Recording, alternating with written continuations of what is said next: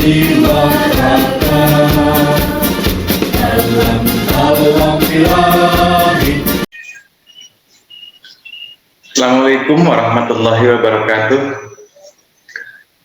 Alhamdulillah wa syukurillah wala hawla wala quwata illa billah. Amma ba'da. Rekan-rekan mahasiswa yang saya banggakan, di sesi kedua pada mata kuliah analisis struktur ini ada beberapa hal yang perlu kita bahas. Sebelumnya, marilah kita panjatkan puji syukur kehadirat Allah Subhanahu wa taala, selawat serta salam semoga tercurah limpahkan ke junjungan kita, saudara kita yang Nabi Muhammad SAW. Semoga kita semua dalam keadaan sehat walafiat dan selalu dalam lindungan Allah Subhanahu wa taala. Para mahasiswa-mahasiswi sekalian yang berbahagia, dalam kesempatan ini kita akan membahas tentang atau kita akan memperkenalkan tentang pembebanan struktur bangunan. Apa saja hal-hal penting yang perlu kita ketahui dalam pembebanan struktur bangunan? Mari kita mulai pembahasan.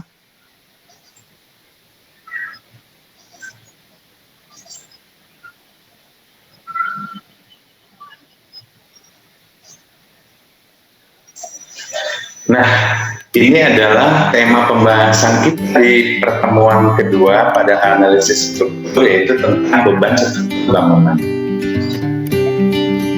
Oke, outline pembahasannya diantaranya ada tentang load factor, beban tetap, beban hidup atap, beban hujan, beban angin, serta beban gempa.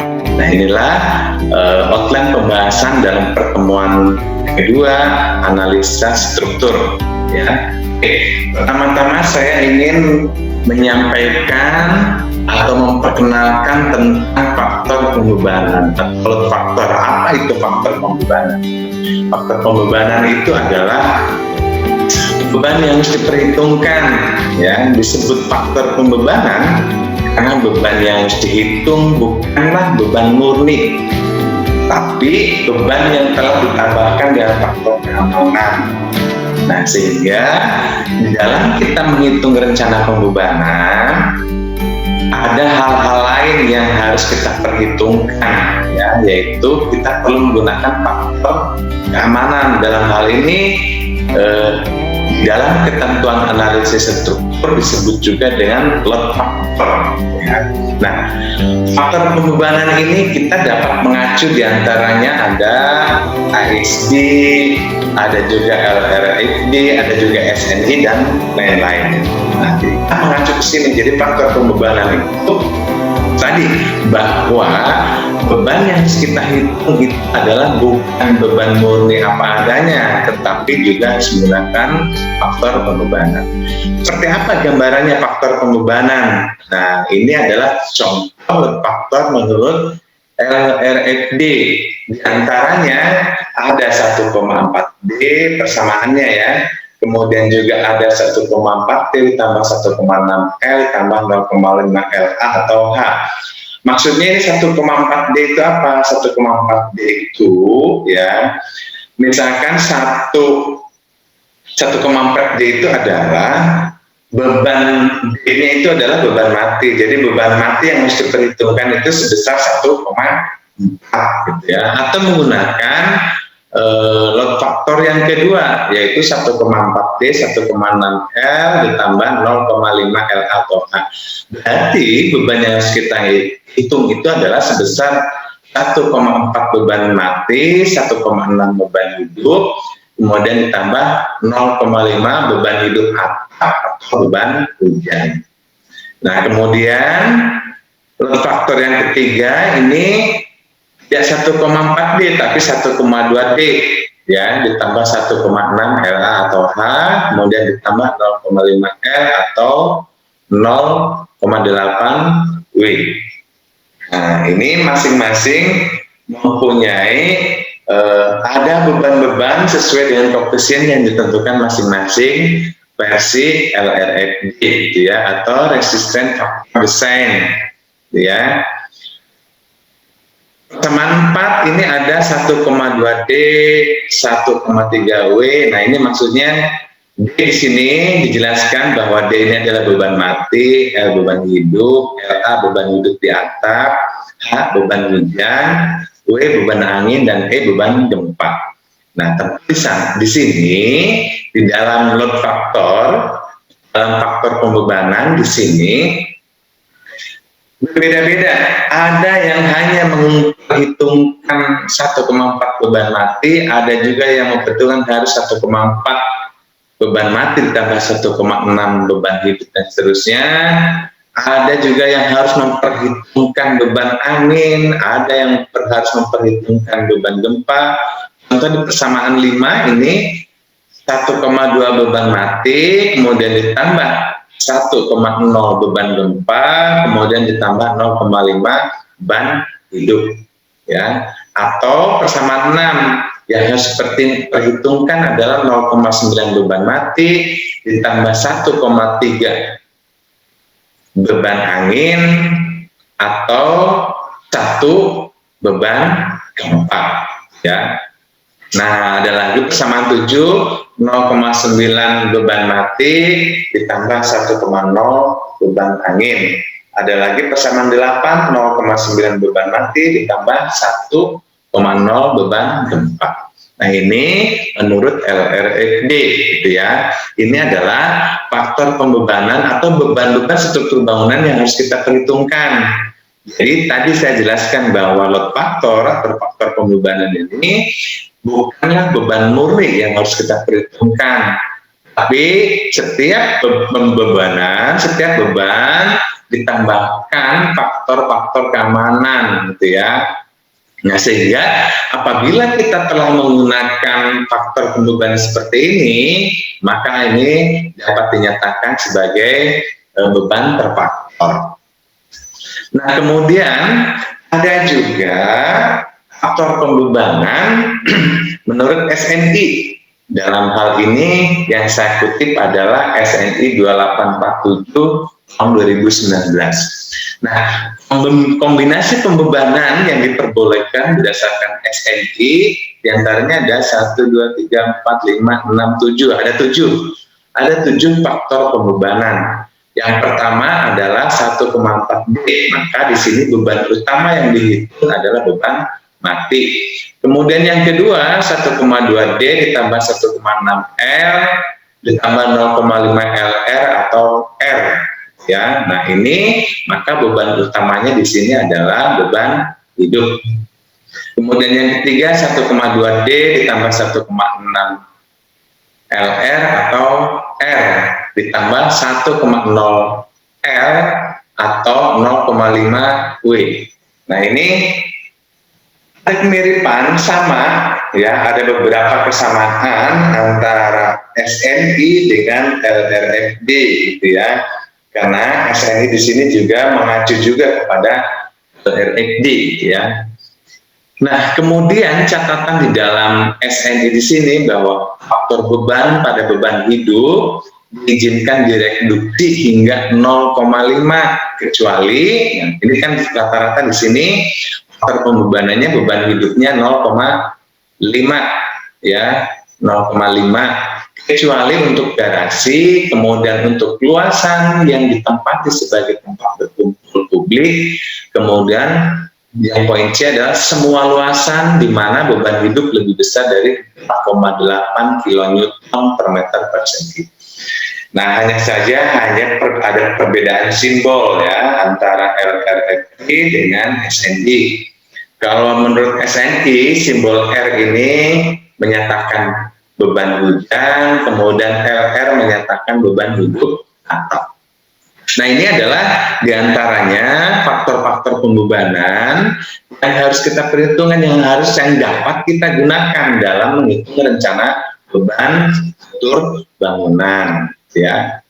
Oke, ini saya contohkan Jika faktor pembebanan yang digunakan misalkan dalam LRFD ini persamaan 2, yaitu 1,4 D ditambah 1,6 L ditambah 0,5 L atau H, ya, maka beban yang harus diperhitungkan adalah beban mati sebesar 1,4, beban hidup sebesar 1,6, dan beban hidup atap atau beban hujan sebesar 0,5. Misalkan nih, dicontohkan, misalkan telah diketahui beban aslinya, beban murninya, suatu struktur bangunan itu ternyata beban matinya 10 ton misalkan. Beban hidupnya 8 ton, beban hidup atapnya misalkan 4 ton. Maka menggunakan faktor pembebanan persamaan 2 menggunakan LRFD dapat dihitung 1,4 dikali 10 ditambah 10-nya ini adalah beban mati, ya. Kemudian ditambah 1,6 dikali 8, 8-nya ini adalah beban hidup dalam ton gitu ya. Kemudian 0,5 kali 4, 4-nya itu adalah beban hidup atap tidak dalam ton. Maka ya beban yang harus diperhitungkan di sini adalah 28,8 ton. Nah, ini maksudnya load faktor ini adalah seperti ini ya, menggunakan apabila faktor pembebanan yang kita gunakan menggunakan persamaan 2. Ya. Selanjutnya bagaimana nanti pada saat kita menganalisis struktur, kita harus menggunakan load faktor yang mana gitu ya, mungkin akan muncul pertanyaan. Nah, sebaiknya apabila kita menganalisis struktur menggunakan faktor pembebanan yang manapun itu harus kuat gitu ya. Nah, jika persamaan 1 kuat, apakah menggunakan persamaan 2 juga kuat gitu, maka kita bisa mengambil untuk aman kita menganalisis atau mendesain suatu struktur bangunan, akan lebih baik kita akan menggunakan load faktor yang tertinggi gitu ya. Nah, apabila kita atau boleh saja semua kita gunakan gitu.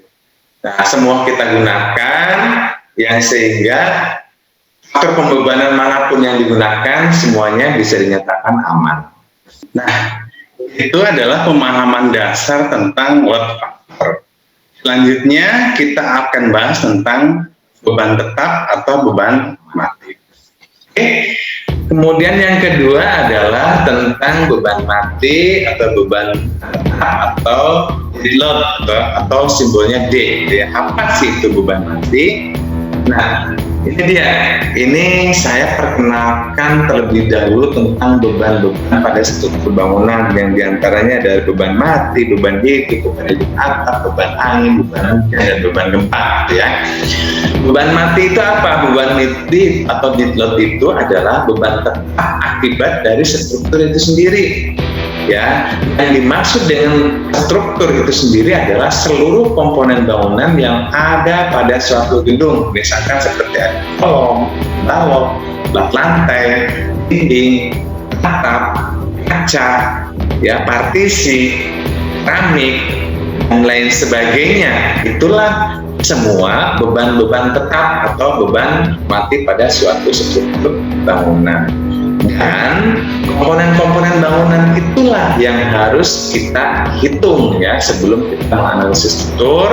Kita harus mengetahui rencana pembebanan suatu struktur gitu.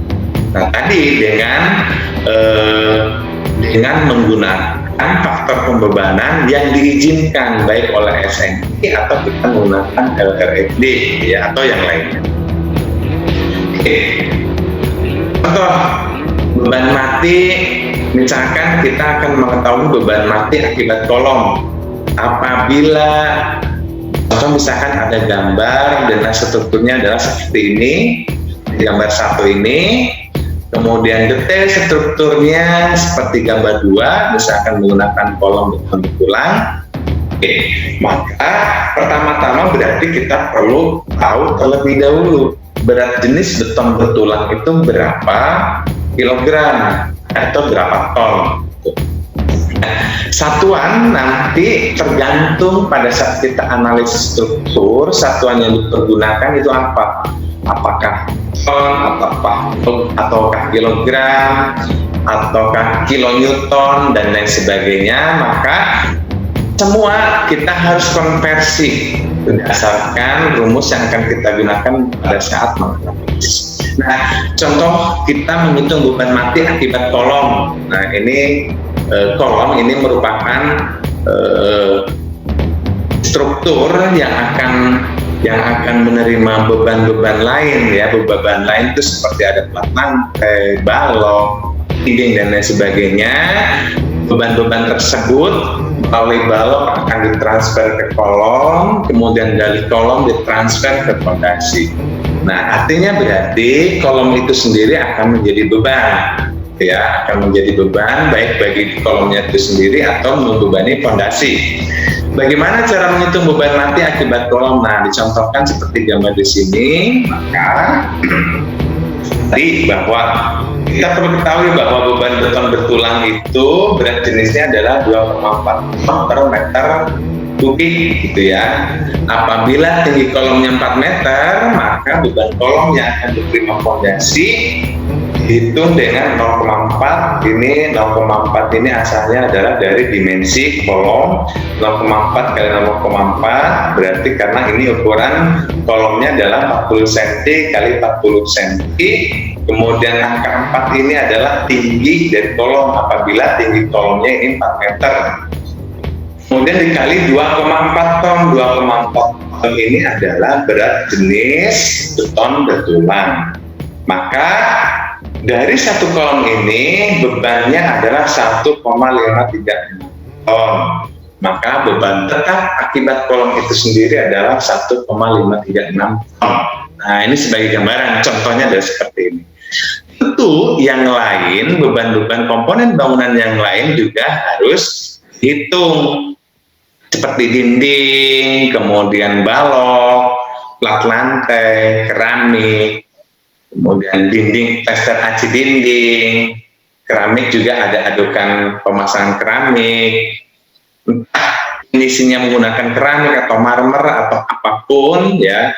Nah, oleh karena itu, agar kita mampu menghitung beban tetap atau beban mati atau detail, maka perlu mengetahui berat jenis bahan atau material yang digunakan pada bangunan itu sendiri. Jadi, dari mana kita bisa mengetahui itu? Tentu di dalam SNI juga sudah ditetapkan, sudah ada tabel bahwa beban material terdiri dari material apa saja, berat jenisnya masing-masing, berapa beratnya, per meter persegi dinding berapa beratnya, dan seterusnya dan seterusnya. SNI sudah ada, kita bisa mengacu ke SNI. Jika kita tidak yakin, ya silahkan saja kita buktikan, lakukan penelitian betul atau tidak. Misalkan beton bertulang itu 1 meter kubik itu beratnya adalah 2,4 ton, ya silahkan. Jika kita tidak yakin, gitu ya, tapi sudah dibuat dalam ketentuan standar nasional Indonesia atau SNI, maka itu juga sudah hasil penelitian.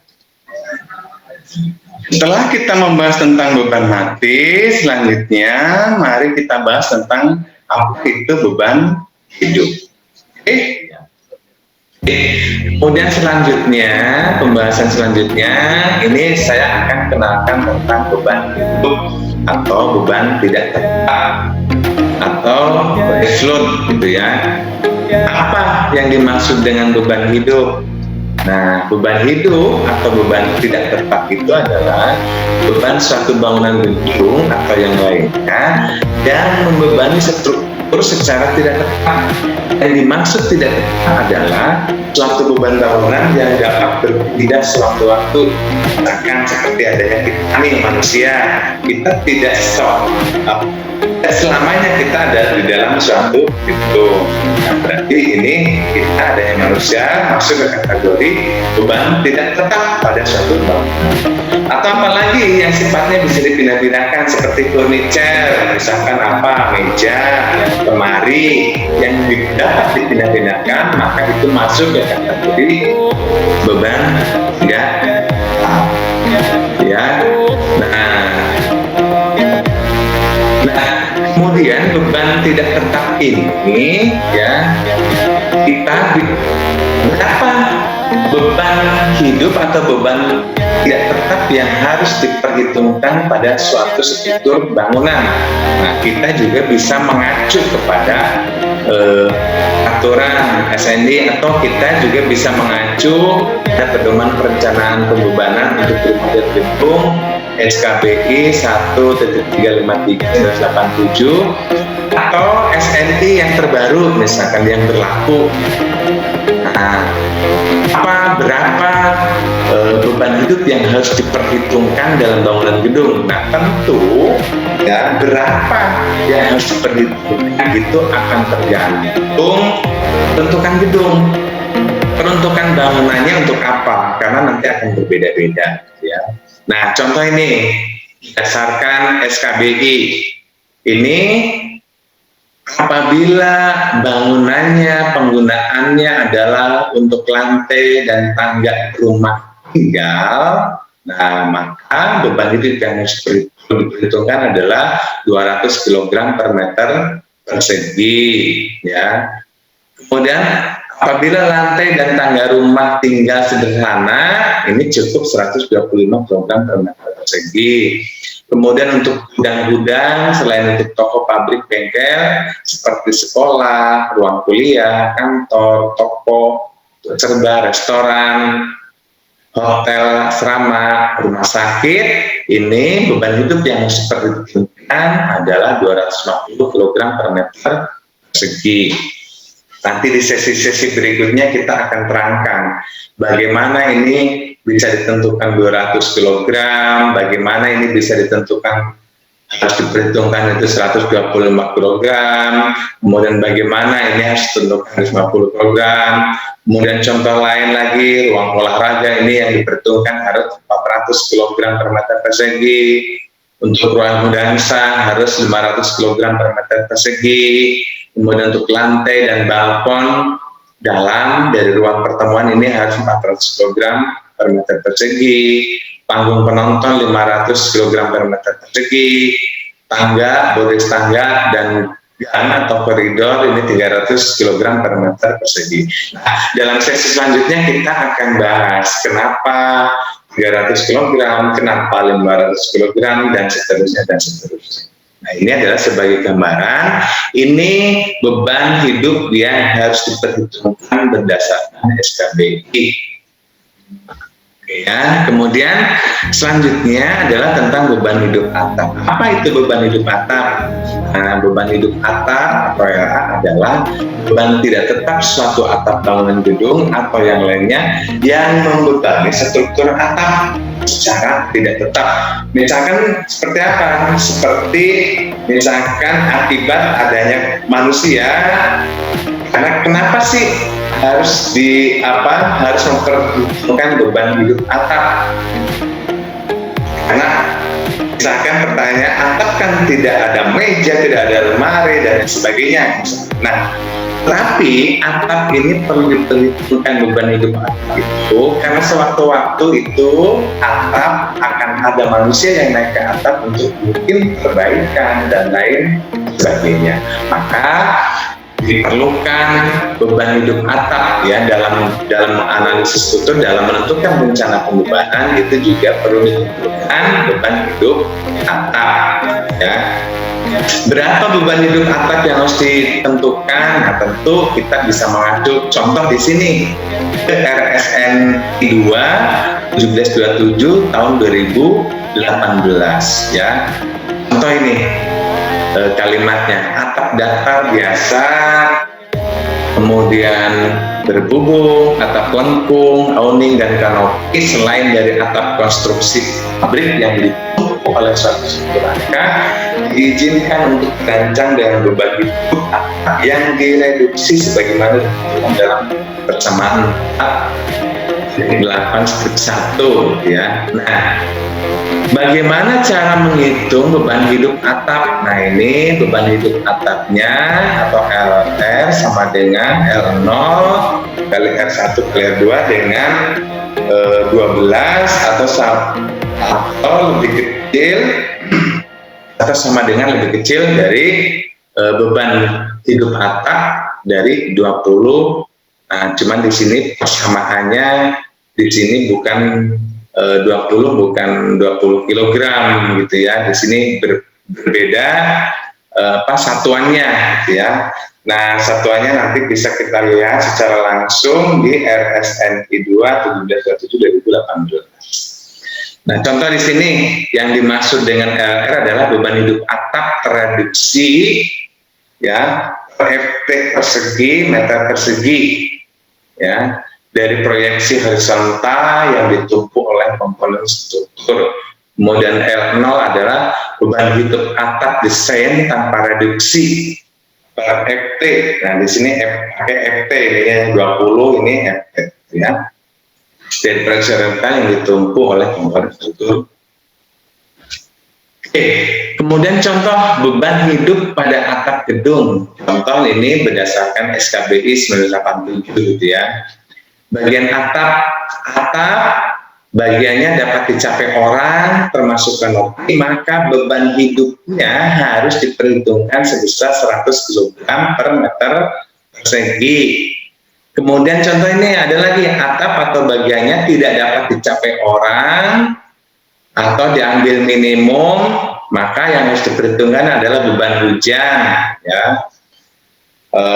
Harus dihitung 40 min 0,8 sudut kemiringan kilogram per meter persegi. Untuk beban terpusat tetap ini harus dihitung 100 kg per meter persegi. Beban terpusat itu maksudnya bagaimana? Beban terpusat itu artinya dalam suatu atap ada hal-hal yang kemungkinan di sana tidak dapat dijangkau oleh manusia, tapi ada titik-titik yang bisa dijangkau oleh manusia. Nah, itu maka di sana harus dihitung beban terpusatnya 100 kg per meter persegi.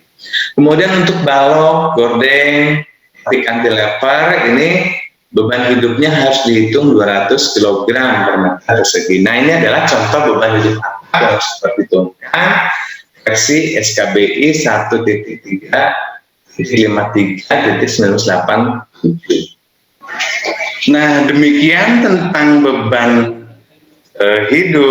hidup di atap. Kemudian selanjutnya kita akan bahas tentang beban hujan, beban angin, serta beban gempa. Mari kita simak secara bersama-sama. Oke. Selanjutnya adalah beban hujan. Apa itu beban hujan? Nah, ini berdasarkan SNI 1727 tahun 2012, beban hujan rencana itu adalah setiap bagian dari suatu atap harus dirancang mampu menahan beban dari semua air hujan yang terkumpul apabila sistem drainase primer untuk bagian tersebut tertutup, ditambah beban merata yang disebabkan oleh kenaikan air di atas lubang masuk sistem drainase sekunder pada aliran utama. Nah, beban hujannya adalah, cara menghitungnya adalah seperti ini ya. R sama dengan 5,2 ds ditambah dn kali 8,3 min 1. Nah, apabila sistem drainase sekunder terdiri dari beberapa saluran tersebut dan titik keluarnya harus dipisahkan dari saluran primer. Ini versi dari SNI 1727/2013. Nah, ini contoh tadi beban hidup atap gedung. Beban hidup atap gedung itu adalah yang diperhitungkan diantaranya adalah beban hujan dan beban terpusat gitu ya. Nah, ini adalah contoh-contoh tabel yang seperti dijelaskan sebelumnya. Kemudian selanjutnya adalah beban angin. Beban angin adalah beban yang diakibatkan oleh hembusan angin pada bangunan gedung atau yang lainnya yang membebani struktur bangunan. Beban angin yang harus diperhitungkan adalah bagian dari bangunan yang diterpa hembusan udara seperti tampak depan, tampak belakang, serta tampak samping. Nah, berarti yang perlu kita ketahui untuk menghitung beban angin adalah luas tampak depannya berapa.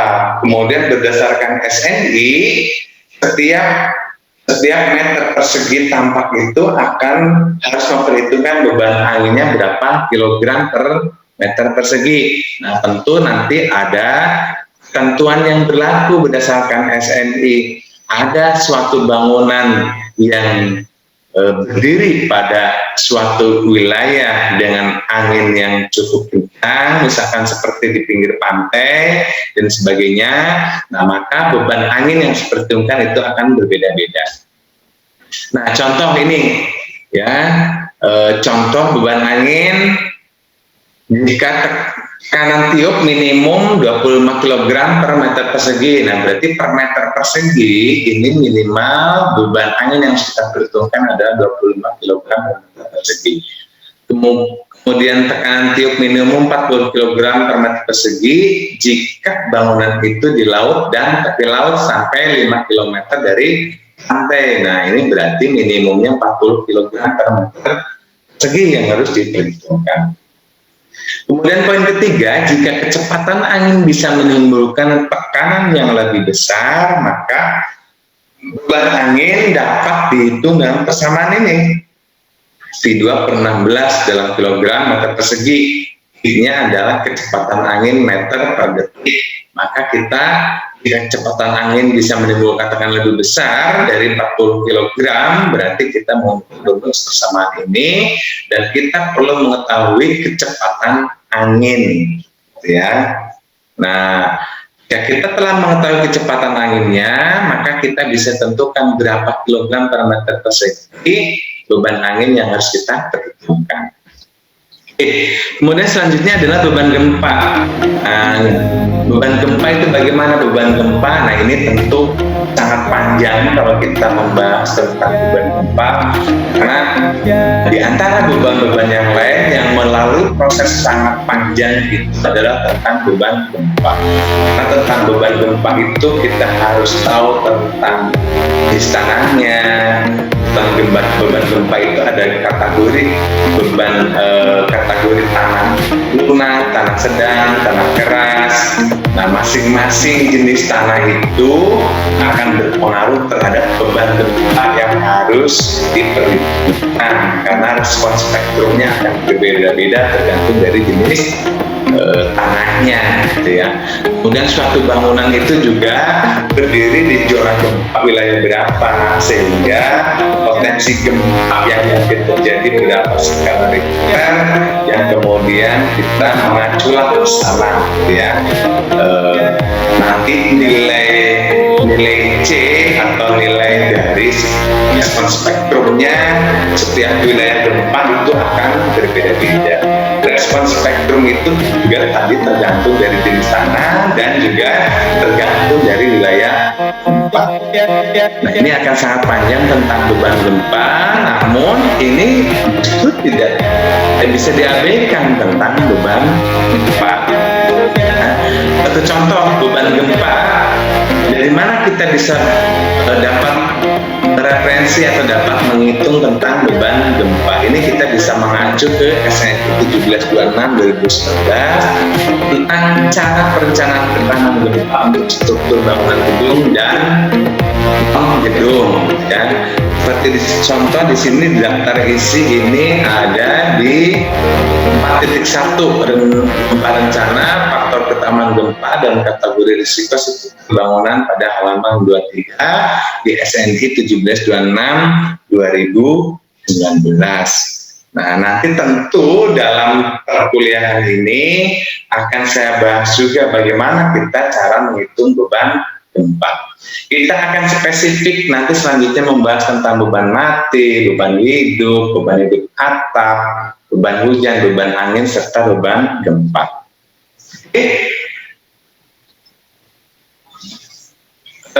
Demikian yang bisa saya sampaikan di dalam sesi kedua mata kuliah analisis struktur. Semoga ini bermanfaat untuk kita semua. Kurang lebihnya mohon dimaafkan. Kemudian saya akhiri, billahi taufiq wal hidayah. Walakum minkum. Wassalamualaikum warahmatullahi wabarakatuh.